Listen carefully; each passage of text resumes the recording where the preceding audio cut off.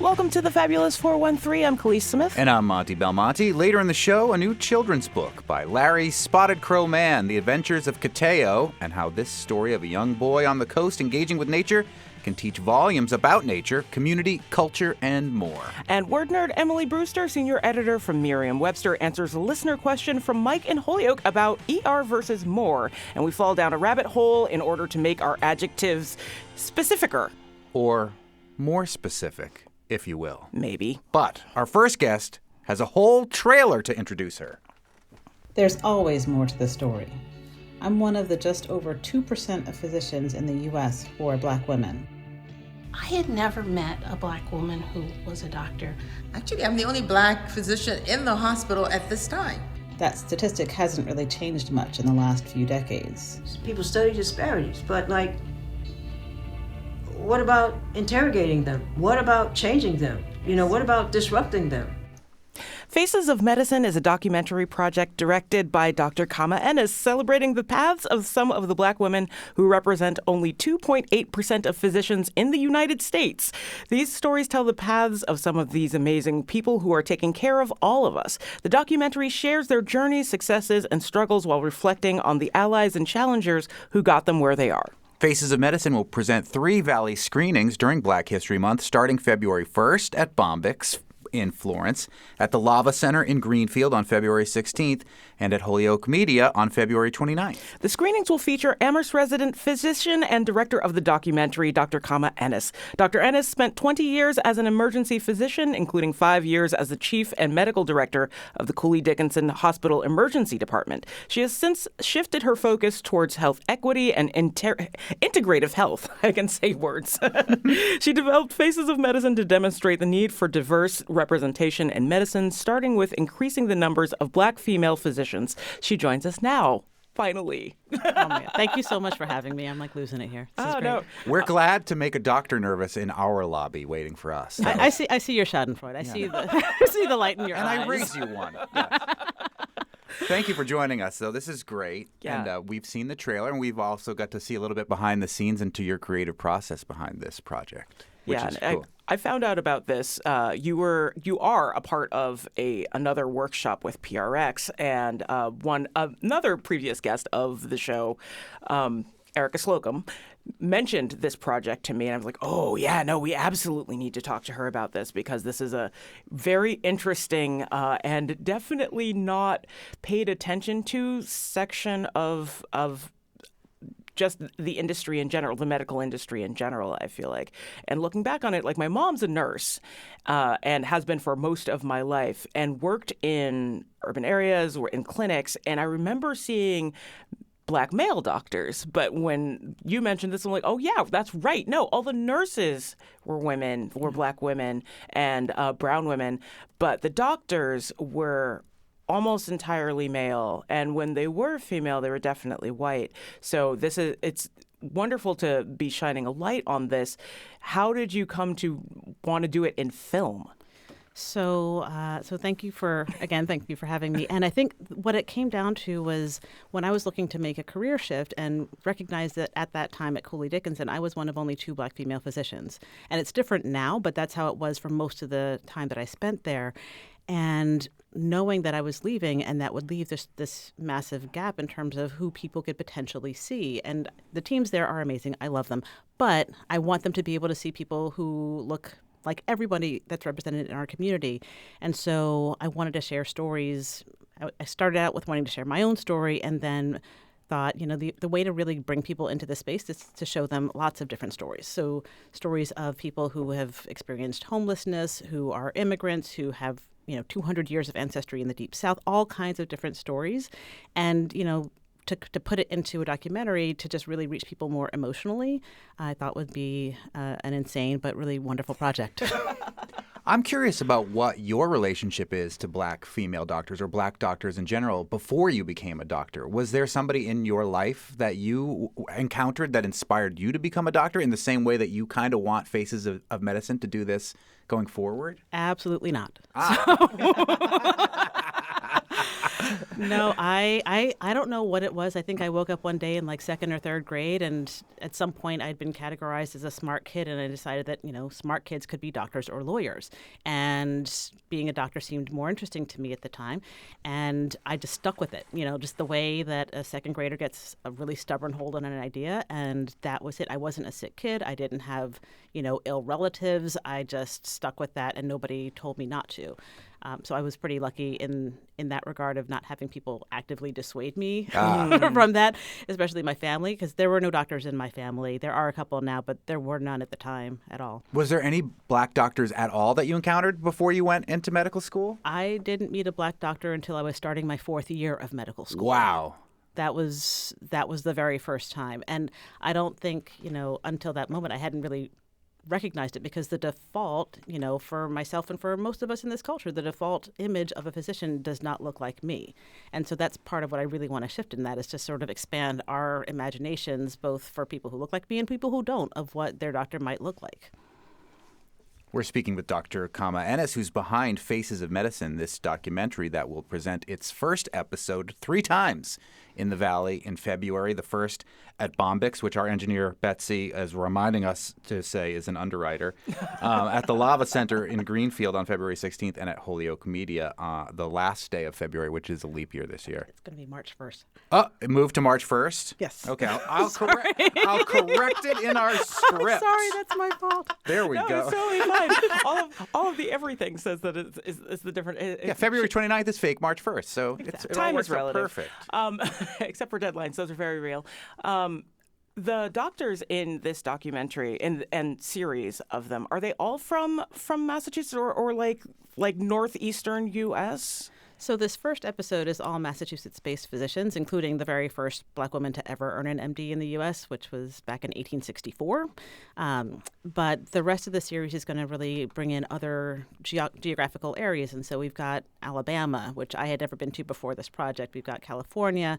I've got physicians that I'd like to interview in the middle of the country as well, in Wisconsin and Minnesota, just to really to really show us a broader map of who's out there, because I don't think, again, it's not part of the general cultural imagination to see us in this way. Right.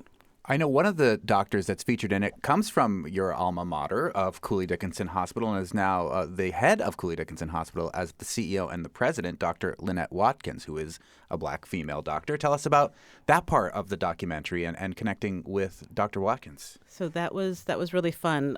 Dr. Watkins was incredibly gracious. She had not yet started the job, but she had been hired into the job. And so I thought, well, this is probably a little bit out of line, but she can always say no. So I reached out to her. I said, hey, and it was the very, very beginning of the project. So I said, hey, I'm starting this project.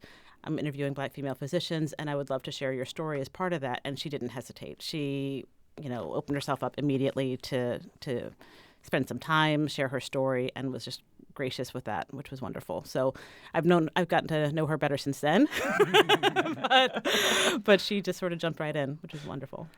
I know everybody's experience is different, but are there certain commonalities that are a little off the beaten path that you've discovered in talking to other black women doctors? Absolutely. I think, one of the things I've discovered in the interviews is how different the paths really are, but the experience of having more than a few times, probably more than a few times any given month, walking in to greet a patient and just having that moment where they don't quite know what to do because they didn't expect you to be a black woman, unless they'd researched you ahead of time, if they knew ahead of time.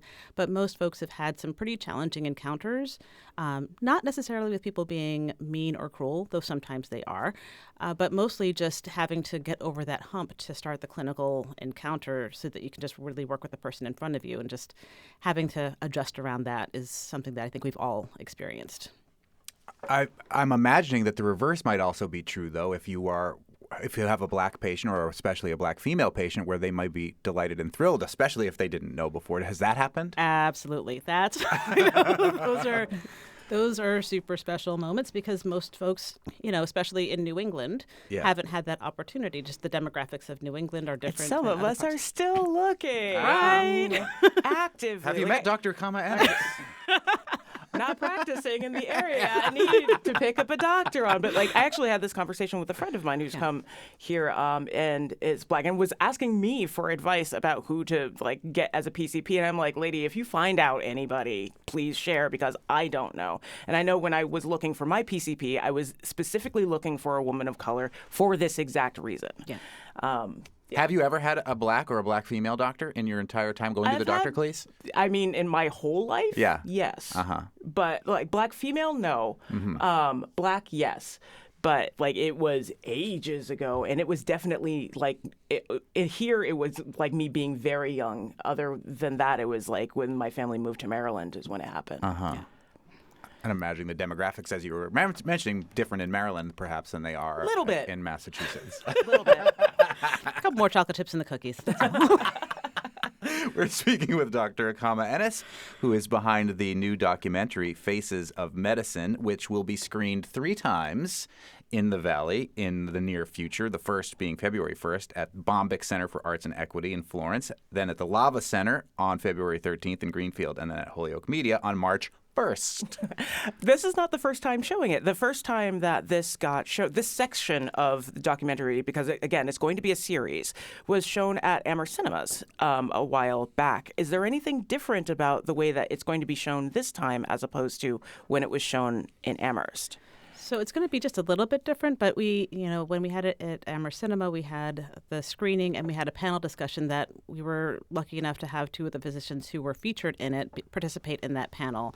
And that was a really wonderful event. And so what we're doing for the next couple of screenings that we've got locally is we'll be doing the screening, but we'll do a Q&A more afterwards, because I don't think I can ask them to give even more of their time. I'm hoping that one of them makes a surprise appearance, but we'll see if we can make that happen. But we'll do a Q&A just to really give folks the opportunity to ask questions that they probably haven't had the opportunity to ask over the course of their lives, really. Are you saying that these doctors might be a little too busy to show up to the movie that they're featured in? Yeah, a little bit. Oh, all right. They're doctors, They after are all. doctors. Yes. Well, why don't we take a little break, and then we'll talk more with Dr. Khama Ennis, who's behind Faces of Medicine. I want to hear about this first Black female doctor from Massachusetts that you cover in this documentary, and hear a little bit about her story. Later in the show, is it thoughtfully or more thoughtful? More healthy or healthier? Word nerd Emily Brewster helps us get to the core of a listener question about adjectives. And we'll speak with Larry Spotted-Crow Mann about his new children's book, The Adventures of Kehteau. And more with Dr. Ennis coming up on the Fabulous 413 on 88.5 NEPM. When Black women tend to step into rooms, we're not just only looking out for Black women. We are looking out to improve the entire environment, the entire system. And I think when we step in to actually open things up for ourselves, we end up opening new possibilities for the whole systems. People like me had never met a Black woman who's a doctor, who is a lawyer, who were all of these things that seem to be possibilities for young men. So I think telling that story and also celebrating that it's so different now is one of the reasons I'm so excited about your project. And that project is Faces of Medicine, and seeing your own face in the faces of what you want to do and who you want to be is an important thing. Representation does matter, and the person behind this Faces of Medicine documentary joins us right now, Dr. Khama Ennis.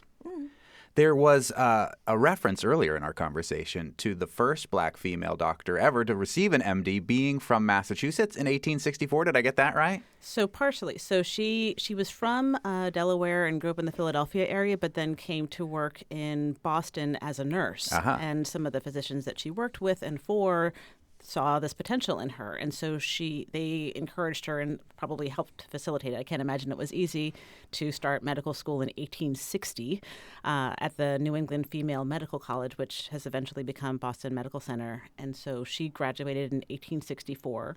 And one of her professors actually was Elizabeth Caldwell, who was the first woman to earn an MD in the U.S., period. So. And what was this doctor's name? I don't think we've mentioned her name yet. Rebecca Lee Crumpler. Oh Rebecca my gosh, Lee I'm Crumpler. So sorry. Yes, Dr. Rebecca Lee Crumpler, absolutely. And so when you do this in the documentary, who did you end up speaking to learn about what her story? So we went to the Boston Museum of African American History and spoke with LaMercy Fraser, who is their director of education, and she was really able to take us through that story. The location of the museum itself is in the African Meeting House, and that was the center of the Black community in Boston for quite some time. And so there was a lot of education and medical care provided in that area. And she lived just a few doors down from where that space is right now. Go ahead. No, I just like it's interesting to see like the first Black female doctor and like coming at a time right after other contributions, what is the word? Non-consenting contributions to medicine that Black women have given over the course of the years, especially because I think like she was basically like a GP, like she covered everything, but gynecology is one of those major points. And if you don't necessarily know about the connection between Black women and the development of gynecology, I suggest you read up on the subject. But are there connections that people feel because of like the contributions, however willingly, that Black people and especially women have given to the fields of medicine in order to continue that and continue doing more in perhaps a better and more willing light? Yes, voluntary or chosen work is certainly a much better way to be in this space. And, you know, the work that she did both in providing care, and she actually wrote a book that she published in 1883, which was one of the first of its kind, helping people help themselves, providing just guidance around a lot of basic care and approaches to taking care of oneself. So I think that being able to come into this space now and take care of a broader community is incredibly important. And this is not to say, and I don't want anybody to think I'm saying that only Black doctors should take care of Black patients. That is not what I'm saying. But I do know, and there's data behind the fact that healthcare outcomes improve for everyone when there's diversity in spaces and in our providers. And that can be a matter of the care provided or the trust in those care providers. And so I think being able to be part of that solution is something that is really appealing to a lot of folks. And I want people to know that this is an option for them. That being said, I'm sure that there's something to having a shared experience. I mean, as a child, I had a female German doctor for my entire time as a kid, and I never seemed strange or weird to me at all. She was a wonderful doctor. But if you see yourself in that doctor, what are some of the benefits that come along with that? And that maybe that you hear as a doctor, or did hear, especially when you were, over at Cooley, when you are seen by your doctor in a face that looks similar to yours. Absolutely. I mean, I think there are life experiences that may or may not be that may be more likely to be similar. There are things that don't have to be said necessarily because you've experienced that. If there's an issue with hair, right? As a Black woman, I have had every iteration of hair you could imagine, and not having to have explicit conversations and break that down for somebody if there's a head or scalp related concern, I think is really important. I think there's a lot to that common shared experience, and just the notion of trust, I think, is something, especially given the history of medicine and the ways in which Black bodies were used to develop a lot of innovations in medicine over the years. I think having a person who's in front of you who is not going to do that to you is very important. There's definitely an element of this that's not just about representation, but about outreach. Mm-hmm. So in what ways are you looking to use this documentary to encourage more folks to maybe join, despite the long hours, lack of free time, other things that come into the medical field when you don't necessarily look like the wealth of people there? I will tell you. So I went to med school and residency before they changed the work hours and before they put work hour restrictions on, so that residents are now able to work no more than 80 hours a week. That's the cap unless a program gets an exception. So, and I would still do it again. Just to put that out there. But I think that, being able to see the successes and being able to see what's wonderful about the practice of medicine, it really is a gift to be able to provide this for the community. And I want people to see themselves in these spaces. So reaching out to people who could join the ranks, reaching out to the people who could support them, who might see a spark in somebody and might be the person to say, hey, have you ever considered a career in medicine? That might make somebody feel like something is possible that they would never have imagined. And what I'd like to do sort of beyond this is we've actually haven't done work on it yet, but have created a nonprofit called Diversified Medicine to really help to build that pipeline, to create a virtual mentorship network, to create opportunities to help fund med school applications, because it's very expensive to apply. It's very expensive to take the MCAT before you even get in the door. And I think and also to create a database that shares a lot of the organizations that are doing this work already, because there's plenty of people trying to help diversify medicine. I'm not the first person to come up with this idea, but trying to do my part to forward the movement. And your part includes this documentary, Faces of Medicine, the first episode of which will screen 3 times in the next month. The first, February 1st, at Bombyx in Florence. The second at the Lava Center in Greenfield on February 16th. And then at Holyoke Media on March 1st. Dr. Khama Ennis from Amherst. When will we be able to see the other episodes of this, and where? Well, that is a fantastic question. So we are actively working on episode 2. This is an entirely donor-funded project. This is an independent film, my first project of this nature. And so everything that we've been able to do, we've done with the help of incredible donors from the community and businesses. I want to give a quick shout out to our sponsors for the screenings that are coming up. Our sponsors at Greenfield Savings Bank, Greenfield Cooperative Bank, Tommy Carr Auto Group, and the Cancer Connection, and much appreciation for the grant from the Mass Cultural Council and the Northampton Arts Council for supporting the grant at the screening at Bombyx. Some of those might be underwriters we should disclose, but if they're not, they should be. Yes. And not to walk backwards, because definitely am, but how long did it take to put this first section together? So from idea inception to complete episode, it was about 2 years. And we've got the footage that we need for episode 2. We just need to bring the band back together when we've got the funding to run it across the finish line, and then we'll share it. And as we are able to, fundraise more, and at facesofmedicine.org.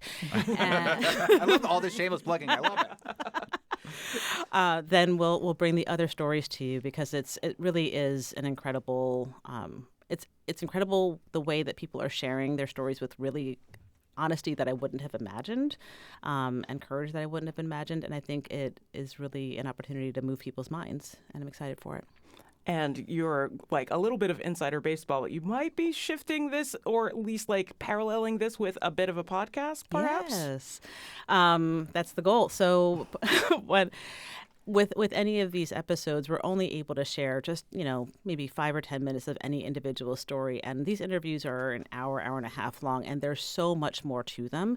And I think that if somebody watches the documentary and there's a part of somebody's story that they really want to hear the full picture, I want that to be available to folks. And so spinning the full interviews into podcasts, and also eventually creating a collection of mini memoirs for people who are more likely to read than to listen, I think is just really wanting to get the stories out in as many ways as possible to spread the word. And Khalees and I were really lucky to get to hear a little bit behind the scenes on the podcast that's building right now. Yes. Dr. Khama Ennis behind the now Episode 1, but soon 4, at least, episodes of Faces of Medicine. Episode 1, the first one will screen 3 times in the next month, the first one being February 1st at Bombyx. Thank you so much for joining us. Thank you for having me. This has been amazing. You are wonderful. You're wonderful. You're wonderful. Later in the show, we'll go adventuring with Kehteau in the land of the Nipmuc and the Wampanoag with storyteller and author Larry Spotted-Crow Mann, whose new children's book is The Adventures of Kehteau.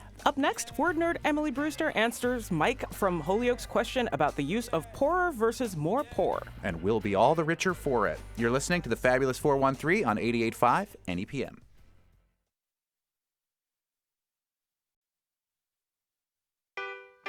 Emily Brewster, resident wordster from Merriam-Webster, our dictionary in Springfield, Massachusetts. As promised, last week, we got an email from Mike in Holyoke, and we love to answer questions from listeners. We do get a lot of feedback from them, and what Mike in Holyoke wrote was, Dear Monty and Khalees, love the show, especially your segments with word nerd Emily Brewster. One thing that's been bugging me for years is the declining use of the suffix ER. As one example, taken from NEPM broadcast, a speaker chose more poor rather than poorer. Is this a general trend? I am mourning the brevity that accompanies the use of the ER suffix, Mike in Holyoke. What does the dictionary have to say about A lot, actually.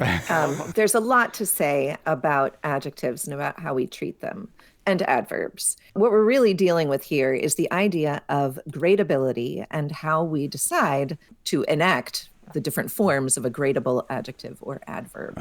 So a gradable adjective is one that can vary in degree, or what it's referencing can vary in degree. So you can, something can be small, something can be smaller, something can be enormous, something can be more enormous. Something can be unique, something can be uniquer. Yes, actually, that is true. Although some people like to say that unique is an absolute adjective, which means that it is not gradable. It is non-gradable. Now, this is only true if unique only has the meaning of being, an individual that is unlike any others. And it does have that meaning, but it also has other meanings. Because language changes. So don't get angry when people say that's more unique, even though a little part of me dies every time that happens. But if you're looking at it as like distinguish, then you can say more distinguished, in which case you can say uniquer. Yeah, I mean, you really can. You can. And then there's also the question, of course, if you should, because Monty, you feel like people really, really shouldn't. No, I like to save words like that. But language changes, Monty. I know. I don't judge. I just silently judge.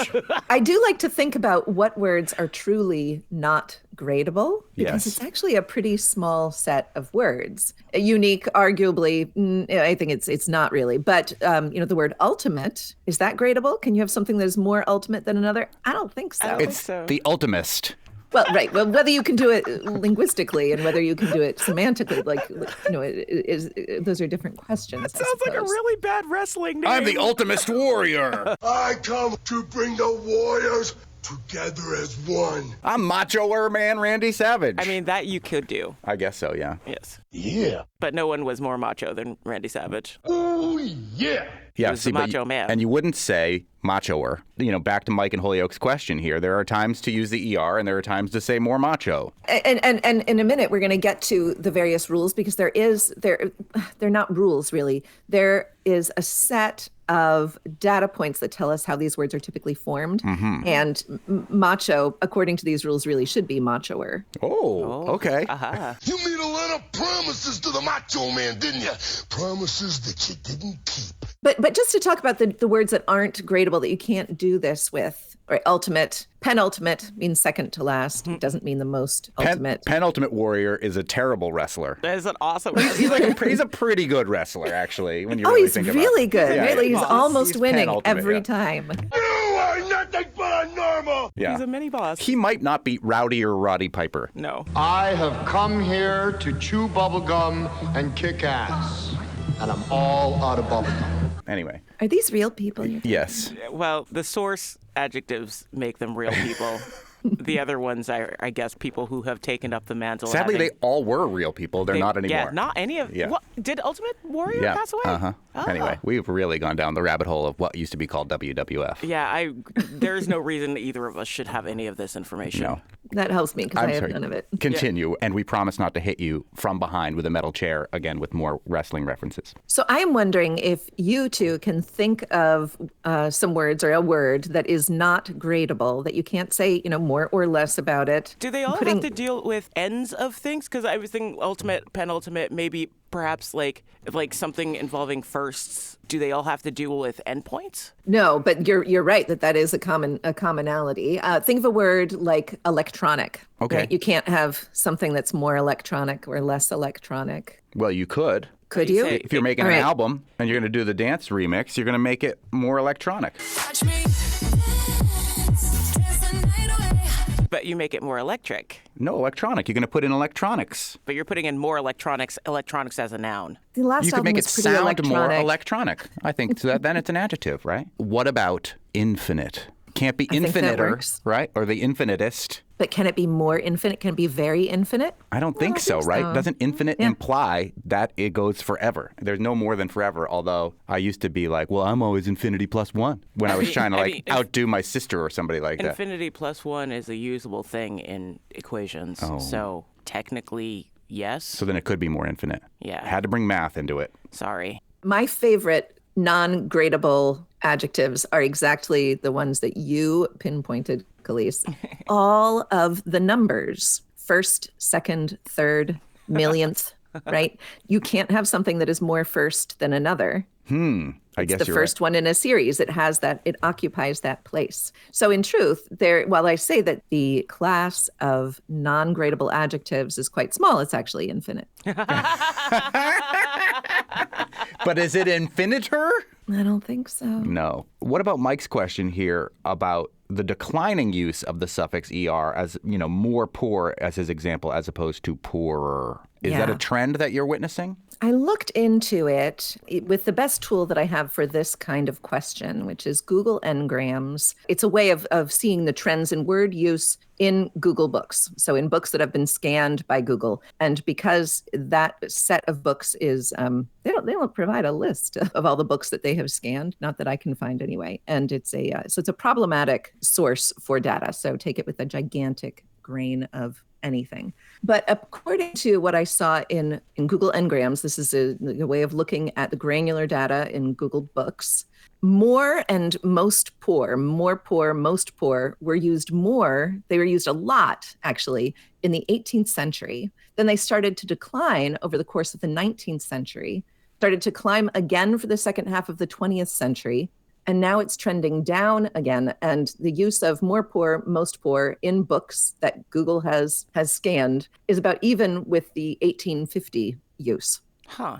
So this is a perception of Mike and Holyoke, but not necessarily a reality, at least when it comes to the word poor. And in books. Right. This might be a written versus spoken thing as well. They're blaming NEPM's broadcast for this more poor use of the word poorer.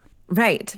It's always impossible to know whether something is really a personal perception. If you just notice something and then you to see it everywhere, like with, cars, right? You learn about a particular car and then you see it everywhere all of a sudden. That's so weird. Same thing happens with words. Or with trends in language. I can learn a new word and then all of a sudden I see it in other places. And I'm like, oh, that's so strange. I'm seeing that new word everywhere when really the new word was perhaps not so new and I just hadn't noticed it before. Like later today, you're going to look at your phone and you're going to have all these things with Ultimate Warrior and Macho Man Randy Savage. We're ruining your Roddy algorithm Piper. as we speak. Yeah, we're ruining it all. Oh, yeah. I don't really want that in there. Thank you. But here are the rules. The other interesting thing to me about Mike's question in particular about poor is that, we're just going to have to go through the rules. I'll try to be pretty quick, okay? In general, if you have an adjective that is just a single syllable, like the word small, then you can usually just add er or est to it, right? Small, smaller, round, rounder, roundest. Unless it's an exception. This class is also pretty small. Ill, good, wrong, well, far, where far gets inflected with farther, farthest, but others are modified with more and most more frequently. So we don't really say iller. More ill has always been more common. Though as I say that, I think that's also a fluke of Google Books because iller is definitely, like the slang use of iller is definitely more common than more ill. I know of several people with verses where somebody is the illest. Say it, I'm the illest. Totally. Yeah. Let's say you have a poetic license to ill, then you can do whatever you want with it. You're just talking about the Beastie Boys? Maybe. What's the time? It's time to get ill. What's the time? It's time to get ill. Okay, another kind that is not modified with er or est is the set of adjectives that are actually participles. So a participle does everything that an adjective does, but it looks like a verb form. So like burnt, right? The toast is burnt. The toast has been burnt. It's a verb. But if you've got burnt toast, then it's an adjective. That toast is not burnter than other toast. It's more burned. So past participles can't be erred. Yeah, I mean, except there are always exceptions. Right. Then, if your adjective has two syllables, people sometimes modify it with er, or est, or est, and sometimes not. If the adjective ends in a vowel, like the word gentle, which ends in a vowel you can only see, or with a vowel sound like mellow, then it will usually be the est form. Mellower? Gentler, mellowest. Two-syllable adjectives that end in an R or a T will allow modification with or est, like tenderer, tenderest. Although certain words Like eager and others really sound weird if you do it. Like eagerer. Eagerer is eagerest. Eagerest sounds, no, that sounds really weird too. Yes. I climbed Mount Everest. Then, if you've got a 2-syllable word that ends with a D, nobody knows, right? There's so many different, there's no real solid trend there. Like with the word solid. People say more solid, solider. Those are both about as equal. Then, 2-syllable words that end in a consonant don't take or est. This is a weird one. Like callous. You don't say callouser. That person was so callous. They were very callous. They were the most callous person, not they were the callousest. They were the callousest. I like that. This is a weird conversation for me. I know callous. Everybody calls Khalees callous. Not everybody. Sometimes. A lot of people, when they see my name for the first time, they'll say callous. And Yeah. I'm like, but why? There are 2 I's. Callice. I mean, that's closer. Still wrong, but better than callous. Yeah. If the adjective has 3 syllables or more, almost always you can't do or est with it. Unless it has the prefix un, and then you can, like unhappiest, unhappier. But you can't do like a confusingest, for example.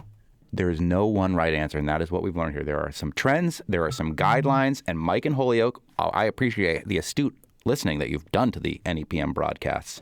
And the fact that somebody said more poor rather than poorer, maybe it is a general trend. Maybe you can mourn the brevity that accompanies the use of the suffix er. We'll try to be thoughtfuler about it. Yeah. But is it really, I mean, they're both, it's just the same syllable count. More poor, poorer, those both have 2 syllables. So I do think that there is a lovely, elegant efficiency in poorer. Yes. And watch Poor Things, nominated for Best Picture. It's really in the good. Oscars. It's very, very good. I'm curious about the book now. Thank you to Mike and Holyoke for suggesting this question for our word nerd, and we're always excited to talk to you, the listener, about any linguistic queries that you may have. You can send them our way, thefab413@nepm.org, and we'll ask our word nerd about them. Thank you, Emily Brewster. Thank you, Monty and Khalees. That's callous. No, it sure is not. Never callous, just in case you were wondering. But up next, Larry Spotted-Crow Mann sharing the story and pedagogy behind his new book, The Adventures of Kehteau. You're listening to the Fabulous 413 on 88.5 NEPM. The Fabulous 413 podcast is funded by Northeast Solar, helping customers make the switch to solar for savings, energy security, and tax incentives. Learn more at northeast-solar.com.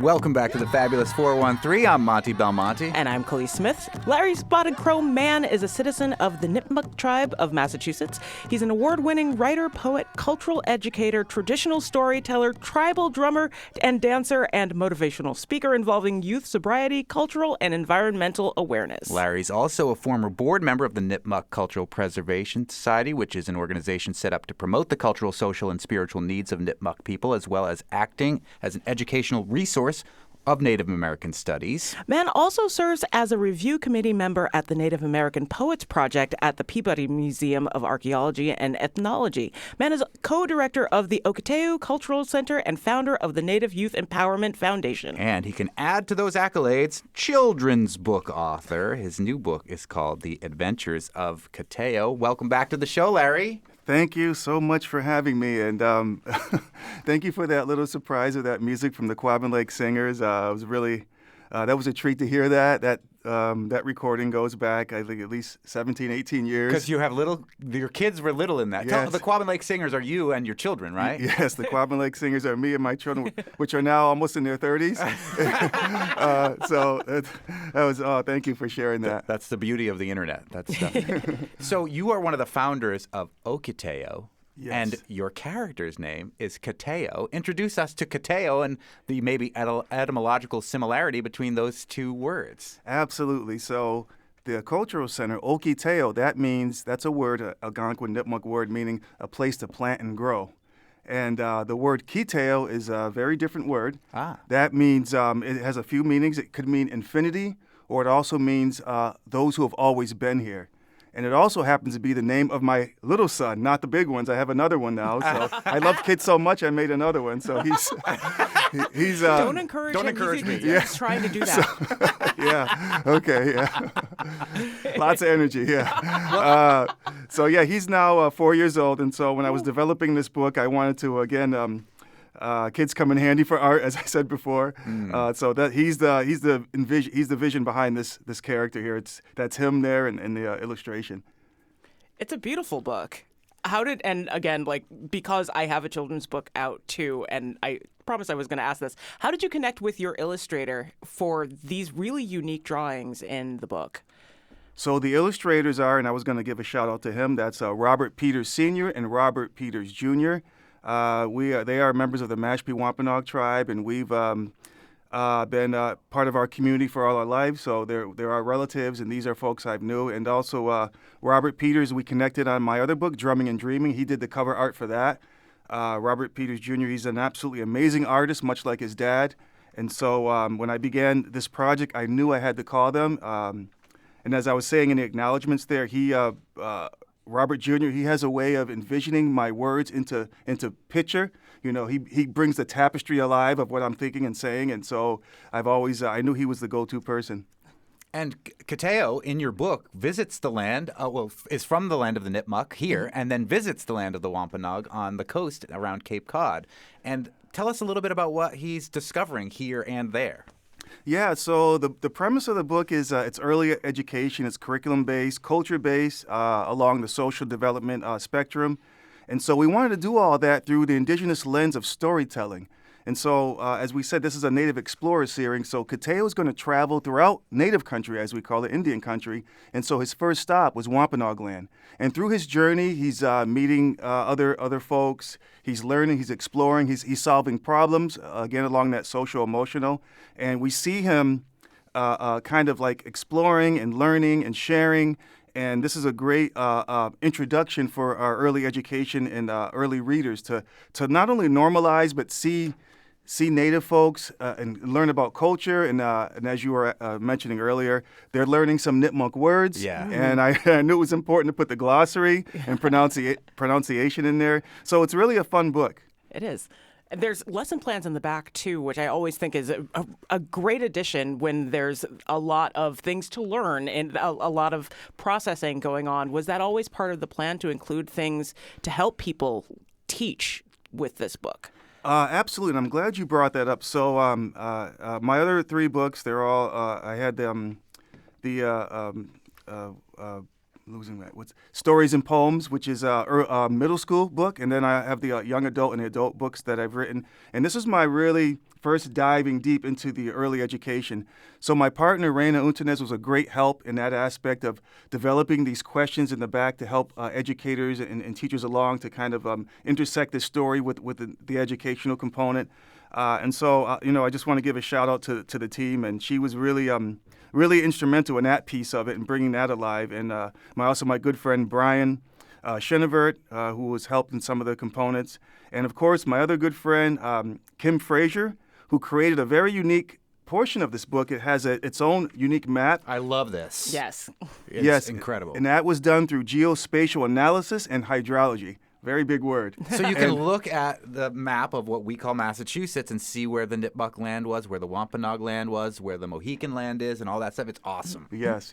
And I want to give a special thanks to Brett Random, who was the executive director of the Berkshire County Head Start, who reviewed the book and absolutely loved it. And that was my raison d'etre, as it was, to get this book into the schools, to normalize and share this kind of diversity and to show differences. And so that was a big reason behind this, because, there are only essentially 1% of Native American children's books on the market. And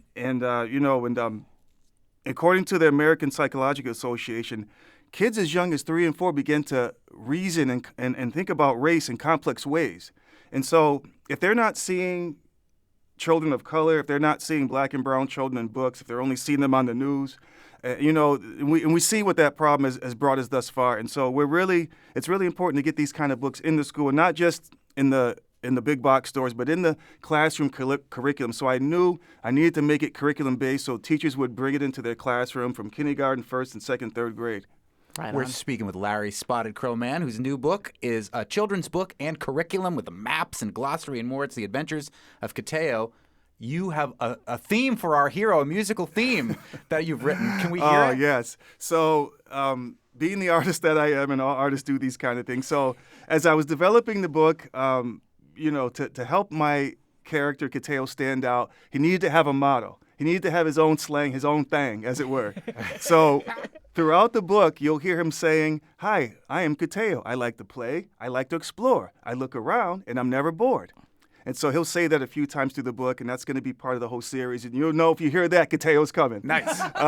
And so being also a musician, I said, well, if this ever goes to a TV series or, animation, he needs to have a song. So I composed a song for that theme, and I'm going to share it right now. And you've brought a drum with you. It's a beautiful drum. Yes, I never leave home without it. So this is Kehteau's official theme song, and you're hearing it here first time live. I've never sung this publicly before, and it's just fresh out the box.